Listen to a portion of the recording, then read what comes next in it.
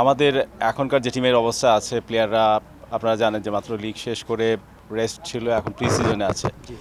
So এখন match খেলাটা আমাদের জন্য জরুরি, কারণ আমরা গত বিশ্বকাপ বাছাই পর্বের যে আমাদের শক্ত প্রতিপক্ষ ছিল অন্যরা, এখন আমরা মানসিকভাবে এবং টেকনিক্যালি অনেক ডেভেলপ করেছে আমাদের টিম।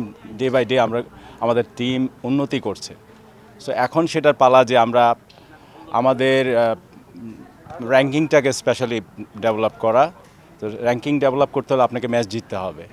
সো আমাদের সাফ এরিনায় যারা আছে, সাফ কন্টিনেন্টে যারা আছে স্পেশালি তাদের সাথে ভুটানের ম্যাচটা আমাদের জন্য ইম্পর্টেন্ট, কারণ আমরা এই ম্যাচগুলো জিততে চাই।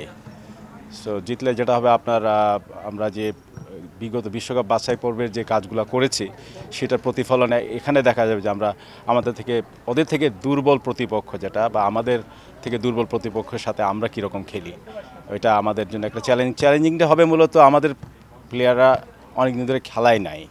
আপনারা জানেন যে ভুটান অলরেডি তারা তাদের লিগের ফার্স্ট লিগ শেষ করেছে, সেকেন্ড লিগের দিকে আছে। সো তারা কিন্তু অনেকটা রেডি। সো আমাদের চ্যালেঞ্জ হবে এটাই যে আমরা কত তাড়াতাড়ি, আমরা ওখানকার উচ্চতাটাও একটা ব্যাপার আপনারা জানেন। সো আমরা অবশ্যই এগুলোর জন্য আগে আগে যাচ্ছি এবং কত তাড়াতাড়ি অ্যাডপ্ট করতে পারি সেই ওয়েদারের সাথে, এবং আমরা আমাদের আমাদের প্রস্তুতিটা আমরা মূলত সারতে চাচ্ছি এই দুটো ম্যাচ দিয়ে।